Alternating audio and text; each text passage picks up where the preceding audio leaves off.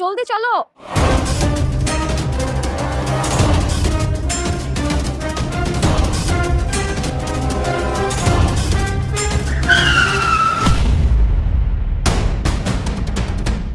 এই মিয়া, ওই নামেন, নামেন।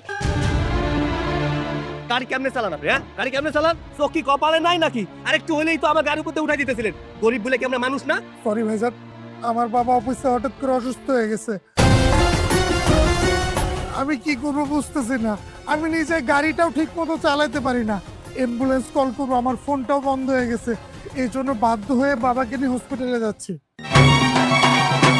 কি কইতাছেন? আপনার বাবা অসুস্থ আর আপনি গাড়িও ঠিকঠাক চালাইতে পারেন না। আপনার বাবার নিয়ে আপনি হসপিটালে যাইতেছেন? আরে ভাই কি করবো বলেন, আমাকে সাহায্য করার মতো কেউ নাই। আমি নিজে গাড়িটাও চালাতে পারি না, কিন্তু বাবাকে তো হসপিটালে নেওয়া দরকার। এই জন্য বাধ্য হয়ে বাবাকে নিয়ে বের হয়েছি। ভাইজান, যেহেতু আপনার আব্বা খুব অসুস্থ, আমার মনে হয় না আপনি গাড়ি চালায় ঠিকঠাক হসপিটাল পর্যন্ত পৌঁছাইতে পারবেন। আপনি একটা কাম করেন, আপনি আব্বার পাশে যে বসেন, আমি গাড়ি চালাই নিয়ে যাইতেছি। আমি গাড়ি চালাইতে পারি। এই যে আপা, আপনি একটা কাম করেন, অন্য কুলি দেখে নেন। আমি অসুস্থ মানুষের সাথে যাইতেছি। চলেন। চলেন।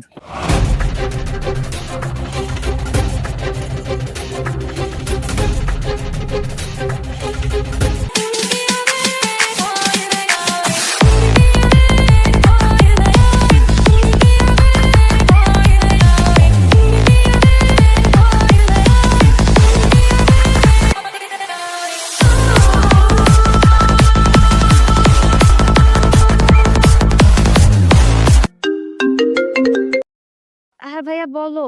অতই, বাবাকে হসপিটাল থেকে বাসায় আনছি। তুই কখন আসবি? ভাইয়া তুমি যেহেতু আব্বুকে বাসায় নিয়েই এসেছো, তাহলে সব প্রবলেম সলভ হয়ে গেছে। আমি তাহলে পার্টি শেষ করে দেন বাসায় ঢুকবো। তুই এসব কি বলতেছিস? বাবা অসুস্থ, হাসপাতাল থেকে মাত্র বাসায় আসলো, আর তুই এই সময় পার্টি করবি? আচ্ছা, তোর কি উচিত না এই সময় বাবার পাশে থাকা? আহা ভাইয়া, আব্বুকে যেহেতু হসপিটাল থেকে ছেড়ে দিয়েছে, তাহলে আর প্রবলেম কোথায়? আব্বুকে তুমি ঘুমিয়ে থাকতে বলো, আব্বু তো আর মারা যায়নি। রিল্যাক্স। আমি তাহলে পার্টি শেষ করে তারপরে বাসায় আসবো। বাবা, তোমার মেয়ে পার্টি শেষ না করে বাসায় আসতে পারবে না। তুমি বাঁচো মরো সেটা তো দেখার বিষয় না, তার পার্টিটা আগে। আমি আর কি করবো বল? মেয়েকে কি বলবো? মা হারা মেয়ে আমার। মেয়েকে কিভাবে মানুষ করতে হয় সেটা হয়তো আমি বুঝে উঠতে পারি নাই। তোর মা মারা যাওয়ার পর শুধুমাত্র তোদের কথা চিন্তা করে আমি বিয়ে পর্যন্ত করতে পারিনি। হ্যাঁ, আমি মানতেছি যে আমার আদরে মেয়েটা উচ্ছৃঙ্খল হয়ে গেছে, কিন্তু একটা কথা কি জানিস বাবা, তোর মতো ছেলে পাওয়া সৌভাগ্যের ব্যাপার। এই যে আমি যখন অসুস্থ হলাম, তুই একা আমাকে হাসপাতালে নিয়ে গিয়ে আমার জীবনটা বাঁচিয়েছি। যে কোনো বাবার গর্ব তোর মতো ছেলে পেয়ে। আরে বাবা কি বলতেছো এসব? আমি তো তোমার ছেলে, আর তোমার ছেলে হিসেবে এটা তো আমার দায়িত্ব। তাছাড়া আমি তো একা ছিলাম না, আমার গাড়ির সামনে কোথা থেকে একটা ফেরেস্তার মতো কুলি এসে পড়ছে। তারপর ওই ছেলেটা আমাদেরকে সাহায্য করছে, আমাদের সাথে গাড়ি চালায় ওই কুলিটা হাসপাতাল পর্যন্ত গেছে। তারপর ডাক্তার, ওষুধ থেকে শুরু করে যত জায়গায় দৌড়াদৌড়ি করা দরকার সব এই ছেলেটা করছে। অনেক ভালো একটা ছেলে। কি বলছিস শিবু? কে এই কুলি? কোথায় থাকে? তুই এক কাজ কর, ওর ডিটেলসটা একটু জোগাড় করে দিতে আমাকে। আচ্ছা বাবা, আমি কালকের মধ্যে কাকা কাকা পুলিশ ওই কথা দেখছেন? কতক্ষণ আগে দেখলাম মনে হয় এদিকে ঘোরাঘুরি করছে। আচ্ছা আচ্ছা।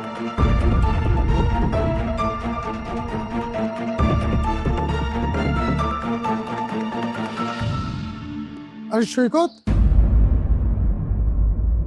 আরে ভাইজান, আপনি হঠাৎ স্টেশনে? হ্যাঁ আসলাম তোমার সাথে দেখা করতে। ও, আপনার আব্বা কেমন আছে? আলহামদুলিল্লাহ, বাবা আগের চেয়ে এখন অনেকটা ভালো আছে। কিন্তু ভাই, তুমি সেদিন যে উপকারটা করছো, তুমি যদি আমাকে সময় মতো সাহায্যটা না করতে, আমি আমার বাবাকে মনে হয় আর বাঁচাতেই পারতাম না। আরে সিসি, আপনি এসব কি কইতাছেন? আমি বাঁচানোর কেডা? বাঁচানোর মালিক তো আল্লাহ। আরে ভাই, সবকিছু আল্লাহর ইচ্ছাতেই হয়, কিন্তু উসিলাটা তুমি ছিলে। আচ্ছা শোনো, যাই হোক, বাবা তোমাকে দেখা করতে বলছে। কেন ভাইজান, আমি কোনো ভুল করে ফেলাইছি? বেয়াদবি করে ফেলাইছি? না না, বেয়াদবি করবে কেন? যে মানুষটার তুমি এত বড় উপকার করলে, যার জীবন বাঁচালে, তার কি ইচ্ছা হয় না কোন মানুষটা তার জীবন বাঁচালো? তোমাকে বাবা দেখতে চাইছে। আর কোনো কথা হবে না, তুমি এখন চলো আমার সাথে বাসায় যাবে। আসো। চলেন।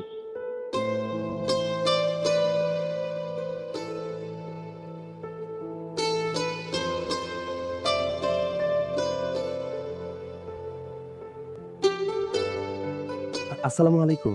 ওয়ালাইকুম আসসালাম। বাবা, ও হচ্ছে সৈকত। তোমাকে একটা ছেলের কথা বলছিলাম না, যে তুমি যখন অসুস্থ ছিলা হাসপাতালে সব রকম সাহায্য আমাকে করেছে, সেই ছেলেই সৈকত। তুমি সেই ছেলে, দাঁড়িয়ে আছো কেন? বসো। জি, আমি তো সামান্য কুলি। এই সোফায় আরে বসো তো, বসো।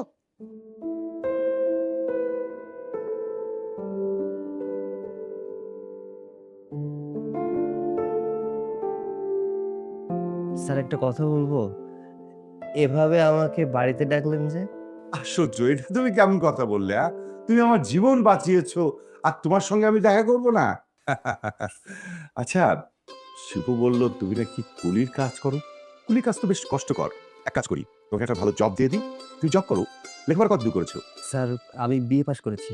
বলো কি সৈকত, তুমি বিয়ে পাশ করে একটা ছেলে, তুমি কুলির কাজ করো কেন? একটা চাকরি করতে পারো না? কিভাবে চাকরি করব স্যার? আসলে আমরা তো গরিব মানুষ। যতই শিক্ষিত হই না কেন, চাকরি পাওয়া এত সহজ নয়। অনেক জায়গায় ইন্টারভিউ দিয়েছি। ওই যে মামা খালু থাকলে চাকরি খুব সহজে হয়ে যায়, কিন্তু টাকা ছাড়া চাকরি আজকাল খুব কমই হয়। আমার কাছে টাকাও নেই ঘুষ দেওয়ার মতো, এর জন্য চাকরিটাও হয়নি। তারপরেও বিভিন্ন জায়গায় ইন্টারভিউ দিয়ে যাচ্ছি, যদি চাকরি হয়ে যায় কোথাও। তাহলে তো বেশ ভালোই হলো। শোনো, আমার অফিসে একটা এক্সিকিউটিভ পোস্ট খালি আছে। তোমার মতো সৎ, যোগ্য একটা ছেলে আমি খুঁজতেছিলাম। আল্লাহ তোমাকে একদম ঠিক টাইমে পাঠিয়ে দিয়েছে। শিবু, তুই এক কাজ কর, ওর সার্টিফিকেটগুলো চেক করে ওকে নিয়োগ দিয়ে দে। স্যার আমার ইন্টারভিউ নেবেন না? শোনো সৈকত, মনে সত্যি ইন্টারভিউতে তুমি পাস করেছো। আমার মনে হয় না আর কোনো ইন্টারভিউ তোমার নেওয়া দরকার। তাছাড়া অফিসটা আমার কোম্পানি, আমি যাকে ইচ্ছে তাকে নিব, তাতে মানুষজনের তো বলার কিছু নেই। শিবু, কালকে তুই ওকে অ্যাপয়েন্টমেন্ট লেটার দিয়ে দে। আচ্ছা ঠিক আছে বাবা। স্যার তাহলে আমি এখন আসি। আমার বাসায় গিয়ে সার্টিফিকেটগুলো খুঁজে বের করতে হবে।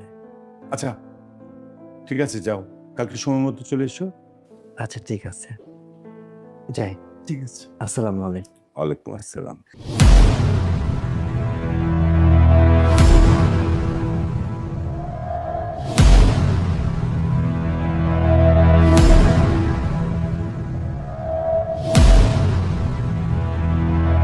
সিগারেট খাবো, সিগারেটটা কোথায়?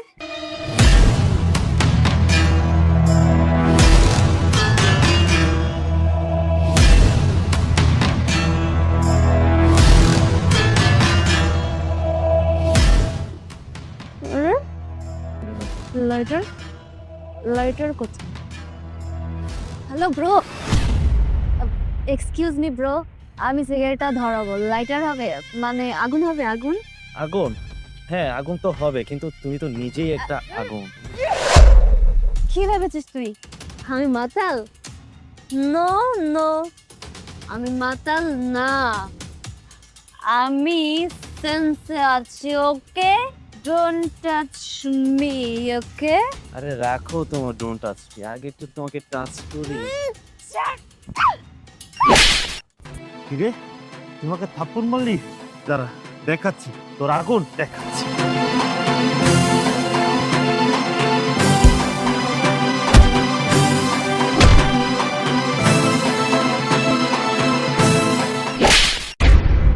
কোথায় গেছিলি? ভাইয়া আমি তো মার্গারিটা লাউঞ্জে গিয়েছিলাম।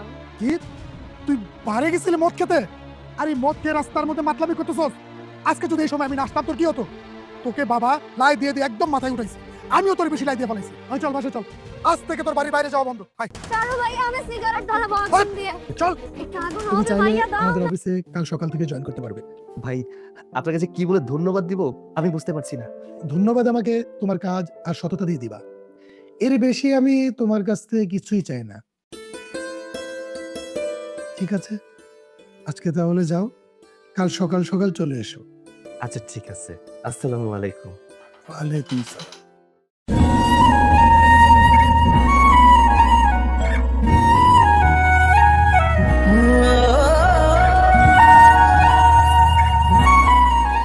কি ব্যাপার ভাইয়া, ছেলেটাকে? ও, ও হচ্ছে সৈকত। আজকে ওর চাকরিটা হয়ে গেল আমাদের অফিসে, কাল থেকে জয়েন করবে। ও আচ্ছা।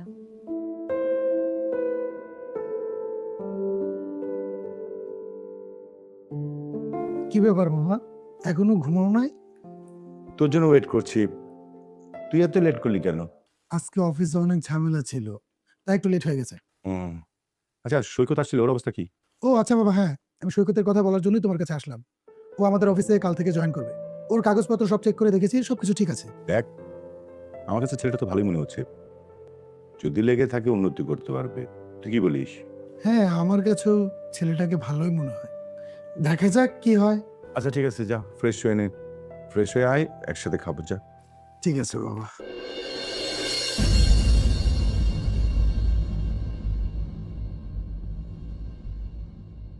আসসালামু আলাইকুম স্যার। স্যার আমাকে ডেকেছেন? ওয়ালাইকুম আসসালাম। সাইদ সাহেব, আমি আপনাকে ডেকেছি। আমি আপনাকে যে প্রজেক্টটা ইমেল করতে বলেছিলাম আপনি করেছেন, কিন্তু গত বছরের আরো কিছু প্রজেক্ট আছে যে প্রজেক্টটা আপনি আমাকে সেন্ড করেন নাই। তবে আমি আপনাকে বলবো আগামী 2 দিনের মধ্যে সমস্ত প্রজেক্ট আমাকে সেন্ড করবেন, আর তা না হলে আপনার উপর কিন্তু আমি অ্যাকশন নিতে বাধ্য হব। আচ্ছা স্যার, ঠিক আছে। স্যার যে কেন এদেরকে অফিসে রাখে আমি বুঝি না। এরা তো এখানে কাজ করতে আসে না, টাকা মারার জন্য আসে। স্যার, আমি কোনো অন্যায় করেছি যে আমাকে এত দ্রুত বাসায় আসতে বলা হলো? অবশ্যই তুমি অন্যায় করেছো। আমার কোম্পানি কিছু অসাধু কর্মচারী দিনের পর দিন প্রতি বছর লক্ষ লক্ষ টাকা হাতিয়ে নিচ্ছে, তুমি তাদের সেই অনৈতিক কাজ বন্ধ করতে সক্ষম হয়েছো। এটা তুমি অন্যায় করেছো না? আরে সৈকত, ভয় পেয়েছো? বাবা তোমার সাথে একটু দুষ্টামি করলো। তুমি ওই যে করিম ট্রেডার্সের ফাইলটা নিয়ে একটু নাড়াচাড়া করছিল না, তোমার জন্যই আমরা ধরতে পেরেছি আমাদের কোম্পানির কিছু অসাধু কর্মচারী ওই করিম ট্রেডার্সের সাথে হাত মিলিয়ে আমাদের কোম্পানির মাল স্টক করেছিল। এতে আমাদের কোম্পানিটা অনেক লসে পড়ে যেত। তোমার জন্য এই জিনিসটা আমরা ধরতে পেরেছি। এখন বাবা ভেবেছে তোমাকে প্রমোশন দেবে, তাই সুখবরটা দেওয়ার আগে বাবা তোমাকে একটু ভয় দেখালো। শিবু, দিলি তো সারফেসটা নষ্ট করে। শোনো সৈকত, আজ থেকে তুমি আমার কোম্পানির ম্যানেজিং ডিরেক্টর। তোর মতো এরকম সৎ যোগ্য ছেলে হাতে আমার কোম্পানির দায়িত্ব তুলে দিতে পেরে আমার খুব শান্তি লাগছে। আজকে তোমার ছুটি, যাও তুমি গিয়ে পার্টি করো, এনজয় করো, কিন্তু কালকে থেকে তুমি তোমার অফিসে, মানে নতুন অফিসে বসে কাজ করবে। স্যার, আমি পার্টি আর এনজয় করতে পারি না। যবে থেকে আপনার এখানে চাকরি নিয়েছি তবে থেকে আপনারা আমার আপন হয়ে গেছেন। আমি যতই কাজ করি না কেন মনে হয় কি আমার আপন মানুষদের জন্য কাজ করছি। তাই স্যার বলি কি, আমাকে যদি এনজয় করতে বলেন তাহলে আজকে আমাকে ছুটি দিয়েন না। এত বড় একটা পোস্ট, ম্যানেজিং ডিরেক্টর, এটার জন্য নিজেকে প্রস্তুত করতে হবে, গুছিয়ে নিতে হবে।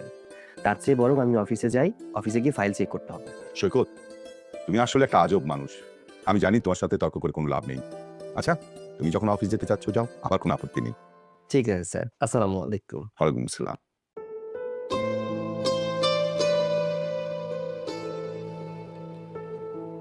বুঝলি শিপু, এই সৈকত, তার বাবা নেই, মা নেই, অথচ তার ব্যবহার, আদব কায়দা কি সুন্দর, তাই না? কথার মধ্যে কি মায়া। অথচ আমাদের অথই শুধুমাত্র একটা মায়ের অভাবে ওকে ঠিকমতো আমি আদব কায়দা শেখাতে পারলাম না। বাবা, আমি অনেক দিন থেকেই একটা কথা তোমাকে বলতে চাচ্ছি, কিন্তু কথাটা তুমি কিভাবে নিবে সেটা ভেবে আর বলিনি। টানতে টানতে কেন করছিস, বল। বাবা, আমি বলতে চাচ্ছি সৈকত ছেলেটা কিন্তু খারাপ না। ওর সাথে যদি আমরা আমাদের অথয়ের বিয়ে দেই, ব্যাপারটা কেমন হয় বলো তো? তুই তো একদম ঠিক কথা বলেছিস, আমার মনের কথা বলছিস। আমিও মনে মনে এই কথাটাই ভাবছিলাম। সৈকত কত একটা ভালো ছেলে, হতের জন্য তো এরকম একটা পাত্রই দরকার। সৈকত যেমন ভদ্র, নম্র, স্বীকৃত, দেখতো মাশাআল্লাহ ভালো, অথয়ের সঙ্গে খুব ভালো মানাবে, তাই না? হ্যাঁ বাবা। অথয়, এদিকে আয় তো মা। আব্বু, আমি এখন অনেক টায়ার্ড, আমি কোনো কথা বলতে পারবো না। এই তোকে বাবা আসতে বলছো না? এদিকে আয়, বসো। বলো আব্বু, যা বলো তাড়াতাড়ি বলো, আমার আবার রেডি হয়ে পার্টিতে যেতে হবে। মা, তুই মেয়ে মানুষ, তোর জীবন এভাবে চলতে পারে না। তোর মা মারা যাওয়ার পর মায়ের অভাব আমি কিন্তু তোকে কোনো দিন বুঝতে দিইনি। আমি মানছি আমার আদর পেয়ে তুই নষ্ট হয়েছিস, ঠিক মতো আমাদের কারো কথাই শুনিস না, কিন্তু মা এইভাবে তো জীবন চলতে পারে না। মা, আমি তোর জন্য একটা পাত্র রেডি করেছি, যেটা আমাদের কোম্পানিতে চাকরি করে, তুইও চিনিস, সৈকত। ও আজকে থেকে আমাদের কোম্পানি ম্যানেজিং ডিরেক্টর হিসেবে কাজ করবে। মা, তুই অমত করিস না, ওর সাথেই আমি তোর বিয়ে দেবো। আব্বু তুমি সব কি বলছো? তোমার মাথা ঠিক আছে? পাগল হয়ে গেছো তুমি? ও আগে একটা কুলি ছিল, এটা তুমি ভুলে যেও না। আমি একটা কুলিকে বিয়ে করব? ইম্পসিবল। সমাজে ওর কোনো স্ট্যান্ডার্ড নেই, কোনো স্ট্যাটাস নেই, এটা তুমি ভুলে যেও না। অথই আমি মানছি সে কুলি কাজ করতো, কিন্তু শিক্ষিত ছেলে। হ্যাঁ, ওকে আমি ম্যানেজিং ডিরেক্টর হিসেবে আমি নিয়োগ দিয়েছি। ও তো আর কুলি কাজ করবে না। ওর সাথে সংসার হলে তুই সুখেই থাকবি মা। আব্বু তুমি খুব ভালো করেই জানো এসব ছোট লোকের জাতদের আমার একদম পছন্দ হয় না। ছোট লোকরা ছোট লোকই থাকে। শোনো আব্বু, 2-1 টাকা ইনকাম করলেই না ছোট লোক বড় লোক হয়ে যায় না। ছোট লোকের জাত ছোট লোকই থাকে। আর তাছাড়া আমি একটা রাস্তার কুলিকে কখনোই বিয়ে করতে পারবো না। চুপ, আর একটা কথা বলবি না। বাবা তোকে আদর করে ভালোবাসে, এই জন্য তোকে কিছু বলে না। ওর এই সমস্ত জিনিস বাবা সহ্য করে, এই জন্য তুই বাবার মাথায় উঠে পড়ছিস, তাই না? শোন, আমি আর কোনো কথা শুনতে চাই না। বাবা সৈকতের সাথে তোর বিয়ের সিদ্ধান্ত নিয়েছে, সৈকতের সাথেই তোর বিয়ে হবে, আর সেটা আগামী সপ্তাহের মধ্যে। আর আজকে থেকে তোর ওই উল্টা পাল্টা পাঠ দিতে যাও বন্ধ। যা, তুই তোর রুমে যা।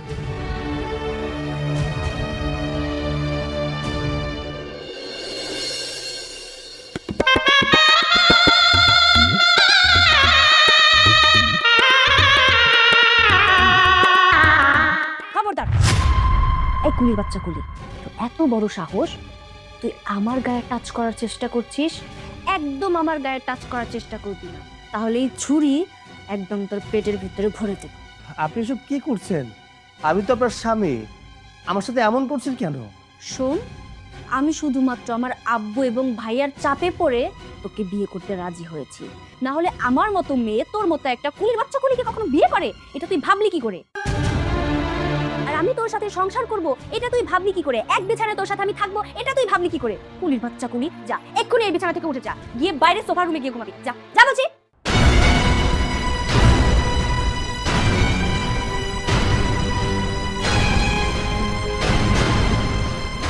আমার সাথে সংসার করবি? হ্যাঁ, আমিও তোকে বোঝাবো আমার সাথে সংসার করার মজা কি জিনিস। তুই আমাকে কতক্ষণ সহ্য করতে পারবি সেটাও তো আমার দেখার পালা।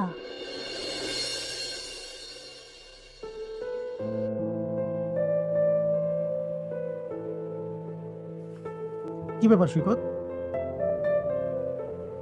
তুমি এত রাতে এখানে ঘুমাচ্ছ কেন? না মানে এমনিতেই এখানে শুয়ে আছি ভাই। ও আচ্ছা, বুঝতে পেরেছি। কি করবে বলো, তুমি তো আগে থেকে জানো আমার বোন অথই একটু বদমেজাজি। ভাইয়া, আপনারা তো ওর বিষয়ে আমাকে আগে থেকেই অবগত করেছেন, আপনারা কোনো চিন্তা করবেন না, আমি ওকে ভালো পথে আনার চেষ্টা করব। আপনারা যা আমার জন্য করেছেন এই ঋণই কোনোদিন শোধ করতে পারবো কিনা জানি না। আপনাদের জন্য এতটুকু করা তো আমার দায়িত্ব। বুঝেছো বেবি? এই ছোট লোক কুলির বাচ্চার সাথে আমার আব্বু আমাকে বিয়ে দিয়েছে। আমি না এটাই বুঝতে পারছি না যে এই ছোট লোক কুলির বাচ্চাটা আমার আব্বুর ব্রেন ওয়াশ কিভাবে করেছে। এই ছোট লোক তো রাস্তার কুলি থেকে আমাদের অফিসের কর্মচারী হয়ে গেছে। ও এখন প্ল্যানে আছে যে কিভাবে আমার আব্বুর সয় সম্পত্তি হাত করা যায়। তুমি জানো, এই জন্য না এসব ছোট লোক কুলি গরিবের বাচ্চাদের আমি একদম সহ্য করতে পারি না। তাদের টাকা পয়সা দেখলে লোভ সামলাতে না অনেক কষ্ট হয়ে যায়। হ্যাঁ, ঠিকই বলেছো। টাকা পয়সার লোভ অনেক বড় লোভ, আর টাকা পয়সা দেখলে তো সব মানুষের মাথা হুশ ঠিক থাকে না। এই গরিবের জাতটাই না এরকম। আর তুমিও না আসলে এই ভালো মোমেন্টে এসে এই ছোট লোকের বাচ্চার সাথে দেখা করায় মুডটাই নষ্ট করে দিলে। বাস, অনেক বলেছেন, আপনাকে আর কিছু বলতে হবে না। আর অথই, এই যে বেবি বেবি নাটকটা না, এটা বন্ধ করো। আমি খুব ভালো করেই জানি সে তোমার ফ্রেন্ড, বয়ফ্রেন্ড না। আর তুমি যে তোমার ফ্রেন্ডকে বয়ফ্রেন্ড বানিয়ে নিয়ে এসেছো আমাকে জ্বালানোর জন্য, আমাকে মানসিক কষ্ট দেওয়ার জন্য, সেটা আমি খুব ভালো করে বুঝতে পেরেছি। শোনো অথই, তোমাকে একটা কথা বলি, এই সামান্য জিনিসে না আমাকে কষ্ট দিতে পারবে না। এর থেকে অনেক বড় বড় কষ্ট আমি সহ্য করেছি। তবে হ্যাঁ, তোমার একটা কথায় আমি কষ্ট পেয়েছি। তুমি আমাকে বলেছো যে আমি গরিব, ছোট লোক, আমার জাত পরিচয় নেই। হ্যাঁ মানছি, তোমার কথা সত্য। তবে তবে টাকার লোভটা কিন্তু আমার ভেতরে কাজ করে না। শোনো, সারা জীবনে টাকা নিয়ে নাড়াচাড়া করেছো তো, তাই সবাইকে টাকা দিয়ে পরিমাপ করো। একটা কথা মনে রেখো, টাকা দিয়ে সবাইকে পরিমাপ করা যায় না। ব্যাস থামা তোর লেকচার, অনেক বলেছিস। তোর মতো ছোট লোকের বাচ্চার মুখে না এত বড় বড় লেকচার মানায় না। টাকার লোভেই হোক আর যে লোভেই হোক, তোর মতো আনস্মার্ট আনসোশ্যাল খ্যাত ছেলেকে বিয়ে করে আমার জীবনটা একদম শেষ হয়ে গেছে, সেটা শুধুমাত্র আমিই জানি। তোর মতো ছোট লোককে কোনো সমাজে নিয়ে গিয়ে আমি দাঁড়াতে পারি না, আমার ঘেন্না হয়, সেটা তুই জানিস, বুঝিস তুই?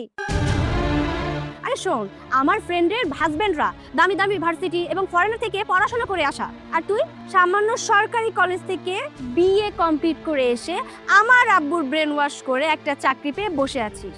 ঠিক সেজন্যই না তোদের মতো ছোট লোকদের আমার পছন্দ হয় না। আর আমাদের সাথে চলার মতো সমাজে তোর কোনো স্ট্যাটাস হয়নি, আর 7 জনম তপস্যা করলেও হবে না। দেখো অথই, তুমি যা বলেছো আমি মেনে নিলাম, সবই সত্যি, কিন্তু স্বামী হিসেবে তোমার পাশে যদি আমাকে দাঁড়ানোর সুযোগটুকু না দাও, তাহলে আমি প্রমাণ করব কিভাবে? শোন, কোনো বিষয়ে সন্দেহ থাকলে সেটা প্রমাণ করতে হয়। তুই যে আমার হাজবেন্ড হওয়ার অযোগ্য সেটা প্রমাণ করার কিছুই নেই। আমি 100% শিওর তুই কোনোদিনও আমার যোগ্য হাজবেন্ড হতে পারবি না। তাই বাইরে থেকে তোকে আমি ওয়ার্নিং দিয়ে যাচ্ছি, যত তাড়াতাড়ি সম্ভব আমার বাসা ছেড়ে তুই চলে যাবি। আমার সাথে সংসার করার স্বপ্ন দেখাটা তুই বাদ দিয়ে দে। আমার আব্বু আর ভাইয়াকে বলে তো কোনো লাভ নেই, তাই তোকেই বলে গেলাম, যত দ্রুত পারিস আমার বাসা ছেড়ে চলে যাবি। চলো। পারবো না তো কি করবো? তোকে এত বড় সাহস কে দিয়েছে? তোকে অনুমতি কে দিয়েছে আমার সোফায় বসার? ছোট লোক কুলির বাচ্চা। আজব ব্যাপার তো, তুমি আমার সাথে এমন ব্যবহার কেন করছো? আমি তো এই বাড়ির জামাই, তাই না? তাহলে আমি সোফায় বসলে সমস্যা কোথায়? কি বললি তুই? জামাই? তুই আমার হাজবেন্ড, এটা তুই মানলেও আমি কখনোই মানবো না। তুই কি করে ভাবলি বলতো যে তোর মতো একটা ছোট লোক কুলির বাচ্চাকে আমি আমার হাজবেন্ড বলে মানবো? আসরাতে কি বলেছিলাম তুই ভুলে গেছিস? এত সহজে তো ভোলার কথা না। আমি তোকে স্পষ্ট বলে দিয়েছিলাম যে আমি তোকে কোনোদিনও আমার হাজবেন্ড বলে মানবো না, আর হাজবেন্ডের কোনো অধিকার পর্যন্ত দিব না। তাহলে তুই কোন সেন্সে বললি যে তুই আমার হাজবেন্ড? বাই দ্য ওয়ে, তাছাড়া আমার বয়ফ্রেন্ড আছে, আমি আমার বয়ফ্রেন্ডকে ভালোবাসি। ওকে? দেখো, বিয়ের পরে এসব বয়ফ্রেন্ডের কোনো দরকার নেই, আর তাছাড়া এগুলো রাখাও পাপ। আমি তো তোমার হাজবেন্ড আছি, তাই না? তাহলে কেন বয়ফ্রেন্ডের দরকার আছে? এই শোন কুলির বাচ্চা কুলি, তোর কাছ থেকে না আমি কোনো প্রকার জ্ঞান নিতে যাব না। আমার বয়ফ্রেন্ড আছে, আমার বয়ফ্রেন্ড থাকবে, আর এটাই হচ্ছে আমার শেষ কথা।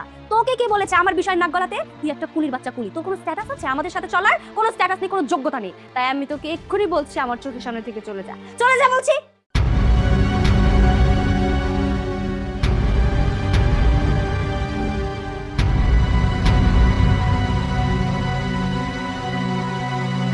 ছোট লোক কুলির বাচ্চা, তোকে কিভাবে সাহায্য করতে হয় আমি কেন উঠে যাচ্ছি তুই বুঝতে পারছিস না? তোর মতো কুলির বাচ্চার সাথে এক টেবিলে বসে খাওয়ার কোনো ইচ্ছাই আমার নেই। আচ্ছা, আমি তোকে এত অপমান করি, তারপরেও তুই বুঝতে পারিস না যে তোর মতো কুলির সাথে সংসার করার কোনো বিন্দু মাত্র ইচ্ছা আমার নেই? আমি জানি তুমি আমার সাথে সংসার করতে চাও না। আমি এটাও জানি যে তুমি আমাকে কখনো স্বামী হিসেবে মেনেও নেবে না। আর আমি তোমার সাথে কখনো স্বামীর অধিকার দেখাতে যাইনি, কিন্তু তাই বলে কি একসাথে খাওয়াটাও যাবে না? এটা একটু বেশি বাড়াবাড়ি হয়ে যাচ্ছে না? তোর মতো ছোট লোক ফকিনের বাচ্চার সাথে আমি এক টেবিলে বসে খাবো না, এতে বাড়াবাড়ি করার কি আছে?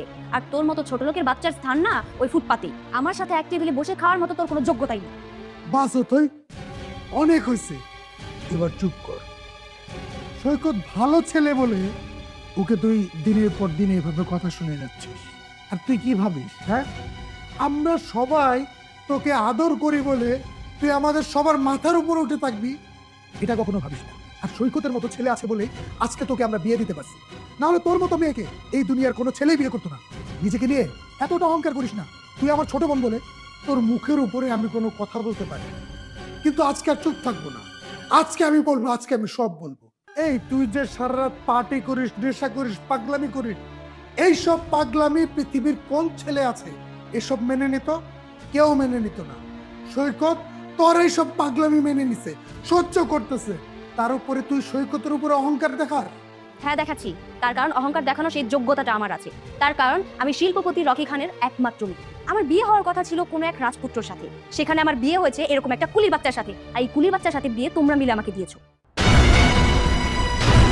ওর কোনো যোগ্যতাই নেই আমার হাজবেন্ড হওয়ার। এরকম একটা থার্ড ক্লাস খ্যাত ছেলের সাথে আমাকে বিয়ে দিয়েছো তোমরা জোর করে। আমি ওকে অন্তত আমার হাজবেন্ড বলে মানি। তাই তোমরা যদি আমার সাথে জোরাজোরি করো না, আমি এমন কিছু করতে বাধ্য হব যেটা তোমরা কল্পনা করতে পারো। তাই তোমাকে আমি ভালোই ভালোই বলছি, তোমরা আমাকে জোর করার চেষ্টা করবে না। আমার জীবন আমি আমার মতো করে লিড করব, সেখানে আমি আর কারো কোনো কথা শুনতে রাখবো না। অথই, আরে অথই, অথই, অথই, অথই, আচ্ছা চলো ওরে ডাক্তার কাছে নিয়ে যাই। চলে চলে। চলো। কিডনি ফেলিয়ার হয়ে গেছে, খুব দ্রুত কিডনি ট্রান্সপ্লান্ট করতে হবে, না হলে তাকে বাঁচানো যাবে না। ডক্টর সাহেব, আমার মেয়েটা মাহারা, একমাত্র মেয়ে। ওর মা মারা যাওয়ার পর ওকে আমি কোলে পিঠে করে মানুষ করেছি। অভাব কি জিনিস কোনোদিন বুঝতেও দেয়নি। যখন যা চেয়েছে আমি তাই দিয়েছি। অতি আদর দিয়ে দিয়ে উশৃঙ্খলায় লিড করছিল। আমি ওকে বারবার বারণ করেছি, মা এগুলো ভালো না, তুই এসব করিস না। ওকে আমি শাসনটা পর্যন্ত করতে পারিনি একমাত্র মেয়ের জন্য। প্লিজ ডক্টর, আমার টাকা পয়সা কোনো অভাব নেই। প্রয়োজন আমার মেয়ের জন্য আমি আমার সহায় সম্পত্তি যা কিছু আছে সব দিয়ে দেবো। যেভাবে পারেন আমার বোনকে বাঁচান। দেখুন রকি সাহেব, সব কিছু টাকা দিয়ে হয় না। অথয়ের কিডনির সাথে কিডনি দাতার কিডনি ম্যাচ করতে হবে। তাছাড়া তার ব্লাড গ্রুপটা হচ্ছে বি নেগেটিভ, যেটার সাথে ম্যাচ করা খুবই দুষ্কর। আমি সব দিকে খোঁজ লাগাচ্ছি, আপনারাও খোঁজ লাগান। ডক্টর, আমরা অবশ্যই চেষ্টা করবো। প্লিজ আপনার কাছে অনুরোধ রইল, আপনিও চেষ্টা করবেন। বাবা, ভাইয়া অত একা আছে, আপনারা যান, ওর ভালো লাগবে।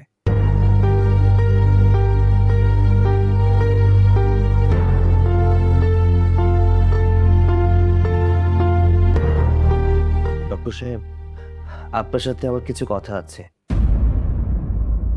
ঠিক আছে বোন, তুই থাক। 4-5 দিন যাবত সৈকতকে খুঁজে পাওয়া যাচ্ছে না। আমি যাই ওকে খুঁজে বের করি। দাঁড়াও ভাইয়া, কোথায় যাচ্ছো? ওই ছোট লোকের বাচ্চাকে খুঁজতে কোনো লাভ নেই। ওই ছোট লোকের বাচ্চাকে খুঁজে তুমি কি করবে বলো তো? ওই ছোট লোকের বাচ্চা তো আমাদের বাড়িতে ঢুকেছিল একটা প্ল্যানিং করে, কারণ ও জানতো যে আমি কোটিপতির মেয়ে। আমাকে বিয়ে করলে ও অনেক কিছু হাতিয়ে নিতে পারবে। আমার কি মনে হয় জানো, আমার এখন মনে হচ্ছে আমাদের বাড়ি থেকে টাকা পয়সা গয়নাগাটি যা আছে চুরি করে নিয়ে ভেগে গেছে। না হলে আমি ওকে এত অপমান করলাম, তখন কিন্তু গেল না। যেই মাত্র আমি অসুস্থ হয়েছি ঠিক অমনি এই বাড়ি থেকে চলে গেল। তাহলে তুমিই বোঝো ওই ছোট লোক কুলির বাচ্চা কি প্ল্যান করে আমাদের বাড়িতে ঢুকেছিল। চুপ করো থাই, আর একটাও ফালতু কথা বলবি না।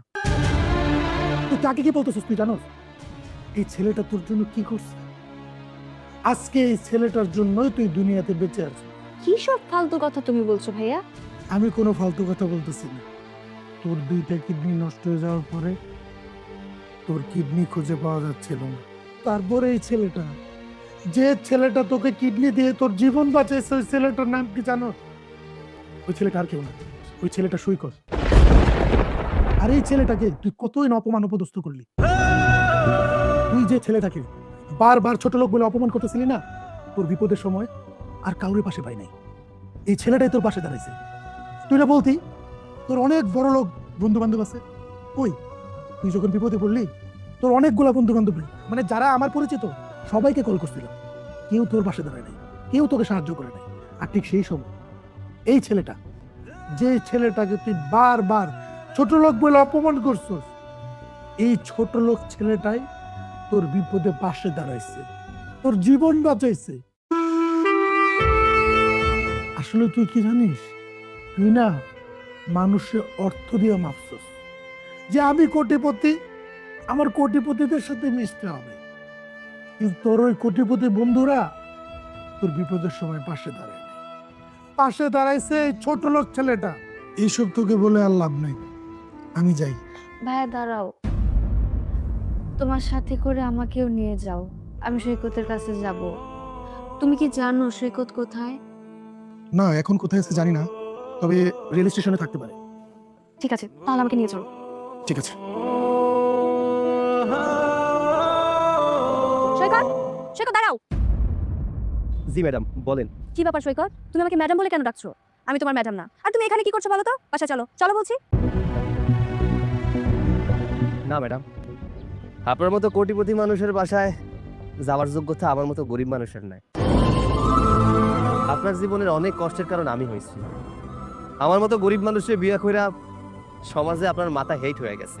একটা কথা কি জানেন ম্যাডাম, আমার মতো ছোট লোকের কোনো যোগ্যতাই নেই আপনার মতো বড় লোক মানুষের সাথে সংসার করার। আসলে প্রথম যখন আপনারা দেখছিলাম অফিসের মধ্যে, আপনার অনেক ভালো লেগে গেছিল। কখন যে ভালোবাসা ফলাইছি এটা বুঝতে পারি নাই। আমি কোনোদিন ভাবতেও পারি নাই যে আপনার লগে আমার বিয়া হইব। কিন্তু আপনার আব্বা, আপনার ভাই যখন আমারে আপনার বিয়ার জন্য প্রস্তাব দিল, আমি খুশিতে আটখান হয়ে গেছিলাম। বিশ্বাস করেন ম্যাডাম, আপনার সম্পত্তির উপরে বিন্দুমাত্র আমার কোনো লোভ ছিল না। লোভটা ছিল আপনার ভালোবাসার উপরে। কথায় আছে না, আসলে গরিব মানুষের কপালে ভালোবাসা জোটে না। টাকার কাছে ভালোবাসা অনেক সময় হাইর মাইনা যায়। ঠিক তেমনই হয়েছে আপনার লাগে। ওই যে আমি যে গরিব মানুষ, তাই ভালোবাসা পাওয়ার যোগ্যতা আমার মধ্যে নাই। তবে একটা কথা কি জানেন, গরিব মানুষরা না ভালোবাসাটারে আটকায় রাখতে পারে, কখনো চায় না যে তার ভালোবাসার মানুষের কোনো ক্ষতি হোক। আমি জীবনে যত বড় চাকরি করি না কেন, আপনার চোখে আমি সারা জীবন কুলিই থাকবো। তাই এটা কুলির লগে আপনি কোনোদিন সংসার করতে পারবেন না। এই জন্য ভাবলাম আপনাকেও বাড়িতে থাইকে আমি কি করবো, তাই চলে আইলাম। কারণ আমার মতো ছোট লোক কুলির স্থান আপনাকে মতো বড়লোক বাসায় হইতে পারে না। কে বলেছে তুমি কোটিপতি না? কে বলেছে তুমি ছোট লোক? এতদিন আমি অন্ধ ছিলাম, তাই মানুষের মূল্যটা শুধুমাত্র আমি টাকা দিয়ে মেপেছি, মানুষের মন দিয়ে মাপিনি। তুমি আর্থিকভাবে যেমনই হও না কেন, মনের দিক থেকে তুমি অনেক বড় একজন মানুষ। তোমার মতো মানুষ হয় না। যে আমিটা তোমাকে এত অপমান, এত অপদস্থ করেছি, সেই আমাকে তুমি তোমার নিজের কিডনি দান করে আমাকে মৃত্যুর হাত থেকে ফিরিয়ে আনলে। আচ্ছা, একটা মানুষ এত ভালো কিভাবে হতে পারে সেটা আমি তোমাকে না দেখলে বুঝতে পারতাম না। তুমি যে মহানুভবতার দৃষ্টি স্থাপন করেছো, সেটা দেখে আমি তোমার প্রেমে পড়ে গেছি। প্লিজ সৈকত, তুমি আর আমার উপরে রাগ করে থেকো না। তুমি প্লিজ আমাকে ক্ষমা করে দাও।